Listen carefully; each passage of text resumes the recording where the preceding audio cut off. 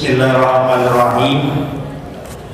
Assalamualaikum warahmatullahi wabarakatuh.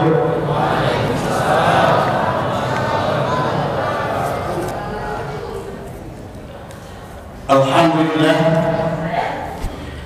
Alhamdulillahilladzi anzala as-sakinata fi qulubil mu'minin liyazdadu imanan ma'a imanihim.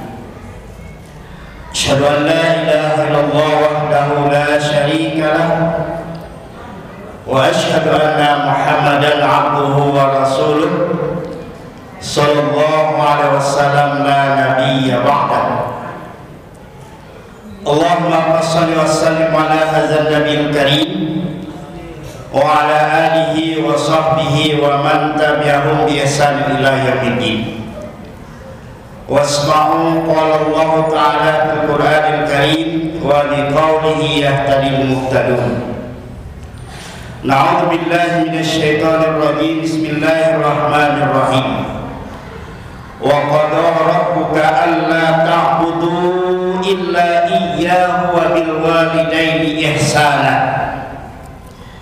Imma yablughanna indaka al-kibara ahaduhuma aw kilahuma fala taqul lahumā uff wa la tanharhumā wa qul lahumā qawlan karīmā wahfiz lahumā janāha adh-dhulli minar rahmah wa qur rabbirhamhumā kamā rabbayānī shaghīrā. Shadaqallahul azim. Bapak pengurus serta jajaran serta bapak ibu dan juga anak-anak kita yang hadir pada malam hari ini. Umumnya kita yang hadir alhamdulillah sampai malam hari ini, malam yang ke-18 atau ada yang malam yang 17. Insyaallah mudah-mudahan kita dirahmati oleh Allah Subhanahu wa taala. Alhamdulillah, kembali kita bersyukur kepada Allah. Pada malam hari ini kita masih diberikan kesehatan, diberikan kekuatan, diberikan kesempatan oleh Allah, sehingga kita telah dapat menyelesaikan ibadah-ibadah kita. Ibadah puasa pada siang harinya, kemudian ibadah sholat 5 waktu kita yang barusan telah selesai kita laksanakan, sholat isya berjamaah. Insyaallah akan kita lanjutkan dengan sholat tarawih dan witir berjamaah pula. Sholat dan salam semoga tercurah dan terlimpah pada Nabi kita, Nabi besar Muhammad sallallahu alaihi wasallam, dengan hantaran kata Allahumma shalli ala Muhammad wa ala ali Muhammad. Bapak Ibu sedang jamaah tarawih rahimakumullah. Jadi pada malam ini Bapak Ibu, jadi sesuai dengan judul yang telah terpampang di imsakiyah kita, bahwasanya tema atau judul kita pada malam hari ini adalah kewajiban anak terhadap orang tua. Bapak Ibu sedang jamaah tarawih rahimahullah, di dalam Al-Quran setidaknya ada 3 kata yang selalu disandingkan oleh Allah, yang selalu berkaitan, yang selalu berhubungan, yang tidak bisa dipisahkan di antara keduanya. Yang pertama ada wa aqimus shalah wa atuz zakah. Di banyak Al-Quran Bapak Ibu, perintah Allah wa aqimus shalah wa atuz zakah, yaitu perintah untuk menunaikan sholat dan menunaikan zakat. Jadi orang yang diperintahkan untuk melaksanakan sholat dan juga berkewajiban untuk menunaikan zakat apabila telah memenuhi syaratnya, yaitu nisab dan haulnya, maka dia wajib untuk menunaikan zakatnya. Maka apabila orang yang sholat tapi dia berhak untuk mengeluarkan zakatnya, dia tidak tunaikan, dia tidak keluarkan, maka tentu dia tidak akan sempurna imannya dan juga tidak sempurna Islamnya, karena sholat, zakat adalah termasuk dalam rukun Islam.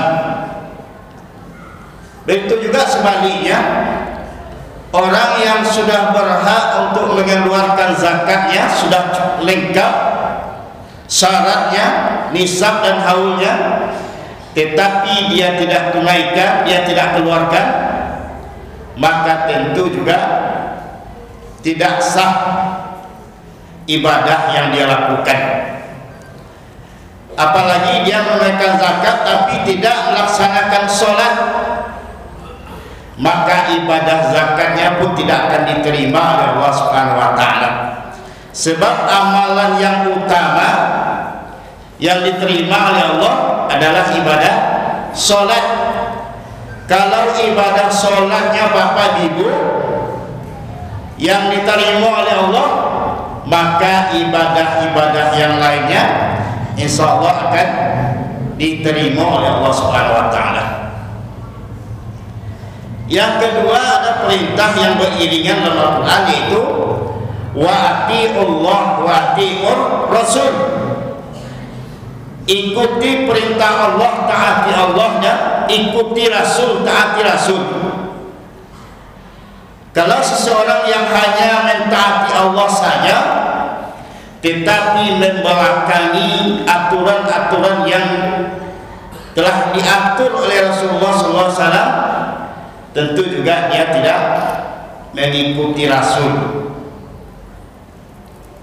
Begitu juga sebaliknya, orang yang hanya mengikuti apa-apa yang telah diperintahkan oleh Rasulullah, menunaikan apa-apa yang telah dikerjakan oleh Rasulullah, sunnah-sunnah Rasulullah, tetapi dia tidak mengerjakan apa-apa yang telah diperintahkan oleh Allah, tentu dia belum dikatakan sebagai orang-orang yang sempurna iman dan Islamnya. Oleh karena itu tentu kedua-duanya ini adalah perintah Allah, ati'ullah wa ati'ur rasul. Taati Allah, ikuti Allah, dan juga taati Rasul.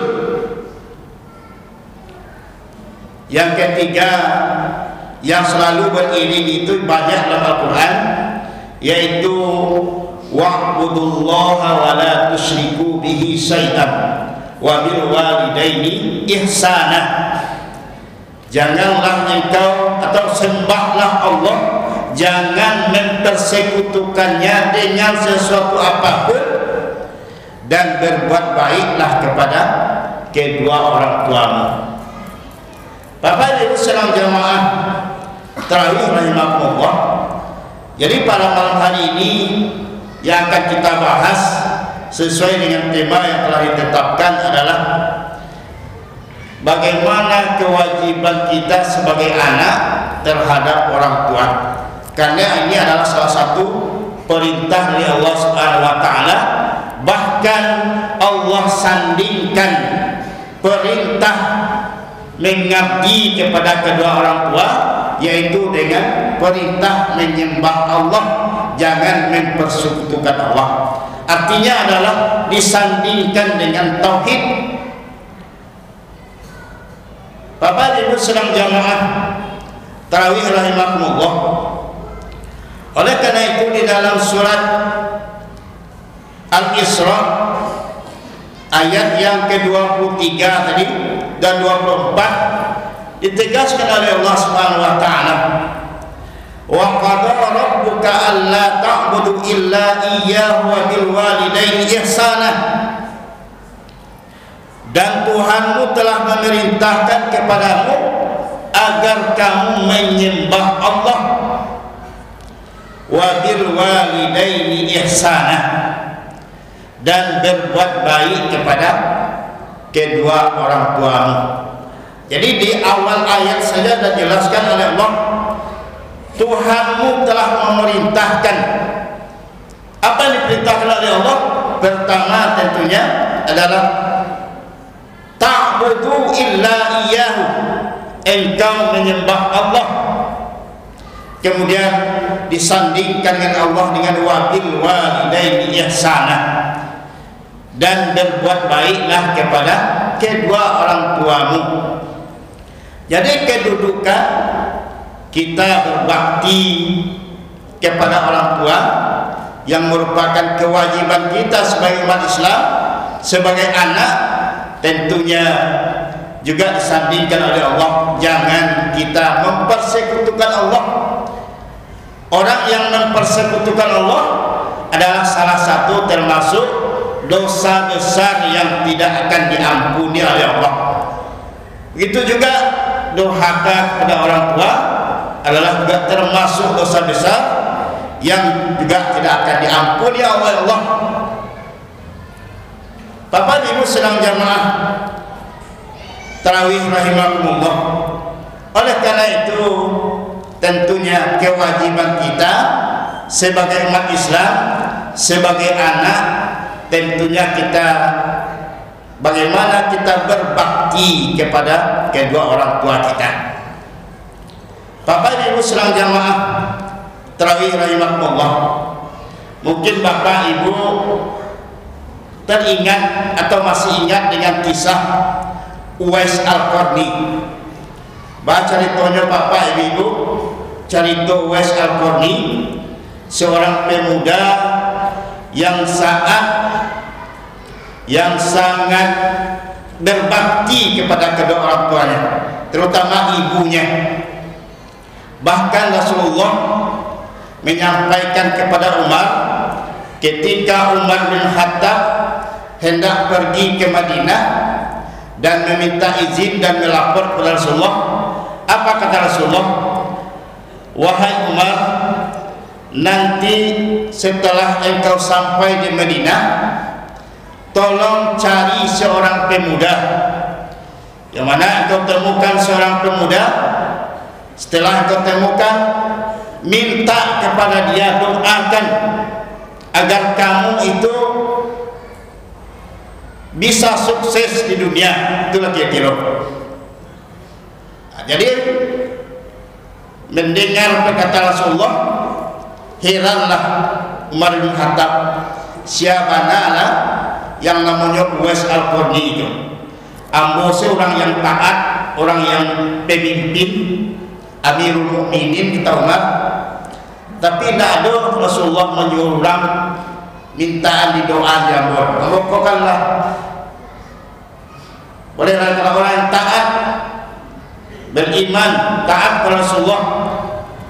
Tetapi kenapa Rasulullah menyuruh kita minta didoakan kepada seorang pemuda? Jadi ketika Umar pergi ke Madinah, sesampai Madinah dicarinya oleh pemuda yang bernama Uwais Al-Qarni. Setelah ditanya, kemudian menemukan Uwais Al-Qarni, dia tidak langsung menegur Uwais Al-Qarni, tapi diselidiki terlebih dahulu. Dia cari mana siapa Uwais Al-Qarni itu. Sehingga setelah diselidiki, maka diketahuinya lah bahwa Uwais Al-Qarni itu adalah seorang yang berbakti kepada orang tua. Dia memiliki orang tua, seorang ibu yang renta. Dia yang selalu urus setiap hari, apapun keinginan ibunya dia turuti. Maka oleh karena itu, maka setelah mengetahui Umar bin Khattab, maka Umar menghampiri Uwais Al-Qarni. Engkaulah seorang pemuda yang dikatakan oleh Rasulullah. Rasulullah memintakan kepada kamu agar kamu mendoakan kami, mendoakan saya, mendoakan Rasulullah. Kenapa demikian? Karena Uwais Al-Qarni adalah orang yang berbakti kepada orang tuanya. Doanya akan dikabulkan oleh Allah Rasulullah. Bahkan sebelum itu, Uwais Al-Qarni ini adalah dia pernah mengendong ibunya dari Madinah ke Makkah. Kira-kira jaraknya Bapak Ibu sekitar 400 kilo dari Madinah ke Makkah. Lai talok dah Bapak Ibu tu kira-kira. Kalau ada orang tua mengendong orang tua dari Turi Kabun ke Masaki, saya kadang nak talok dah mengendong orang tua. Uwais Al-Qarni di pangkunya, digendongnya ibunya dari Madinah ke Makkah hanya untuk menunaikan keinginan ibunya untuk melaksanakan ibadah haji. Dia dilakukan oleh Uwais Al-Qarni, maka itulah yang dikatakan Rasulullah, doanya akan dikabulkan oleh Allah karena dia orang yang berbakti kepada orang tuanya. Bapak Ibu sedang jamaah tarawih rahimahullah. Yang kedua, tentu kewajiban kita kepada orang tua kita adalah memenuhi panggilan orang tua kita. Jadi kalau orang tua kita masih hidup, tentunya setiap panggilan yang diminta, yang dipanggil oleh orang tua kita untuk memenuhi kebutuhannya, tentu inilah merupakan kewajiban kita. Setiap panggilannya kita penuhi, setiap keinginan tentu kita penuhi selagi ada orang tua kita. Maka rugilah kalau kita punya orang tua tetapi kita tidak memenuhi keinginan orang tua kita. Maka kata Rasulullah sallallahu alaihi wasallam, juga orang yang rugi ketika orang tuanya masih hidup tetapi tidak dipenuhinya keinginan-keinginan orang tuanya, maka dia adalah orang-orang yang akan terhalang dirinya masuk surga. Ternyata Bapak Ibu sedang jamaah tarawih rahimakumullah, kalau kita masih sempat mengurus orang tua kita, apalagi orang tua kita telah renta, yang kita masih punya orang tua, maka ini merupakan salah satu jalan untuk kita menuju surganya Allah Subhanahu wa taala. Maka setiap panggilan orang tua kita tentunya kita penuhi. Ada juga sebuah kisah, yaitu namanya Jurais, dan juga pada zaman Rasulullah sallallahu alaihi wasallam, dia juga seorang pemuda yang taat beribadah kepada Allah Subhanahu wa taala, yang dikagumi oleh orang-orang ketika itu. Seorang pemuda tapi ibadahnya mantap, rajin beribadah, juga punya seorang ibu yang tua yang renta yang diurusinya.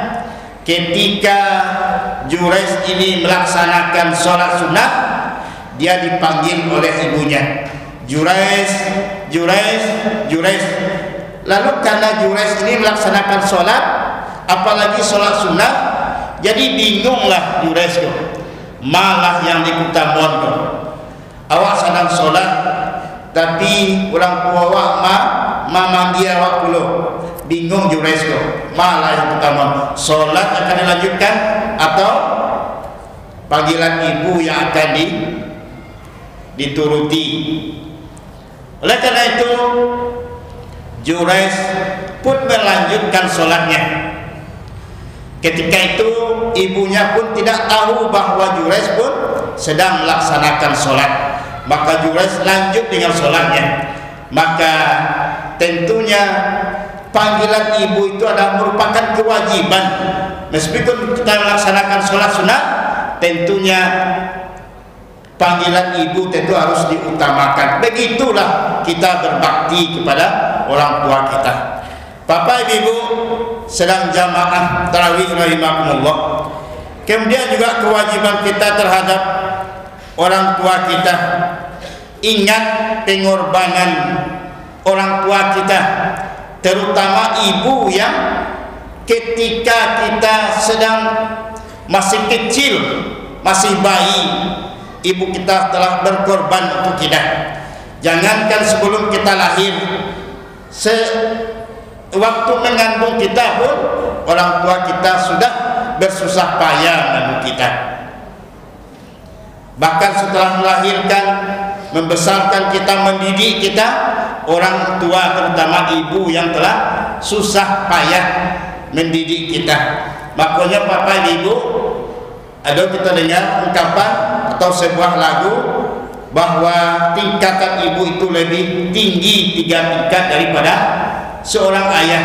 Ibu kaulah wanita yang mulia, derajatmu 3 tingkat dibanding ayah. Kan itulah ibu. Kau mengandung, melahirkan, menyusui, merawat, lalu membesarkan putra putrimu ibu. Kan itu lagu-lagu awak dulu. Jadi ibu itu telah bersusah payah, pertama mengandung, melahirkan, menyusui, kemudian mendidik kita sampai kita menjadi dewasa, jadi besar, jadi berhasil. Makanya kata Rasulullah dalam sebuah hadisnya, ada seorang pemuda yang bertanya kepada Rasulullah, wahai Rasulullah, kepada siapa kami harus berbuat baik? Maka kata Rasulullah, kepada ibumu. Lalu pemuda ini bertanya lagi, kepada siapa lagi Rasulullah? Kepada ibumu. Siapa lagi ya Rasulullah? Ibumu.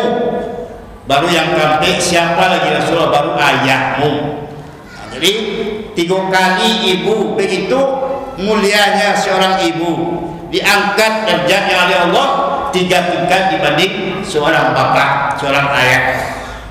Bapak ibu sedang jamaah tarawih rahimakumullah. Oleh karena itu bersyukurlah kita, bagi kita yang masih memiliki orang tua. Ini merupakan ladang amal bagi kita untuk berbakti kepada orang tua kita. Mari kita sama-sama berbakti kepada orang tua kita yang masih hidup. Kalau orang tua kita tidak ada lagi, sudah meninggal, maka tentu bentuk bakti kita kepada orang tua kita adalah dengan cara mendoakannya.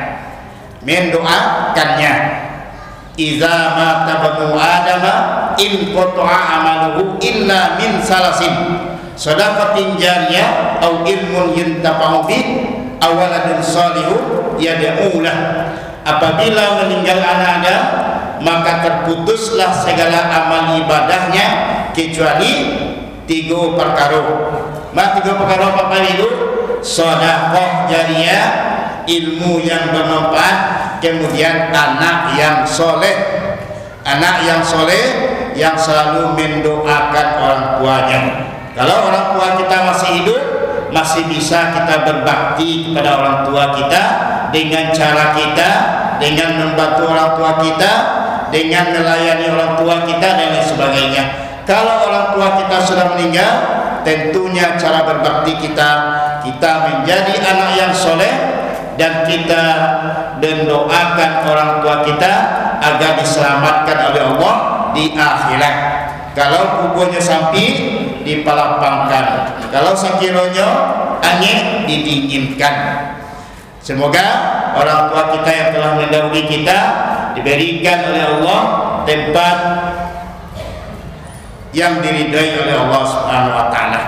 Kali itu Bapak Ibu sedang jamaah tarawih rahimakumullah, mudah-mudahan apa yang kami sampaikan tadi mudah-mudahan ada manfaatnya bagi kita bersama dan tentunya bagi kami yang menyampaikan. Kita akhiri dengan doa kepada majelis. Subhanakallahumma wa bihamdika asyhadu an la ilaha illa anta astaghfiruka wa atubu ilaik. Assalamualaikum warahmatullahi wabarakatuh.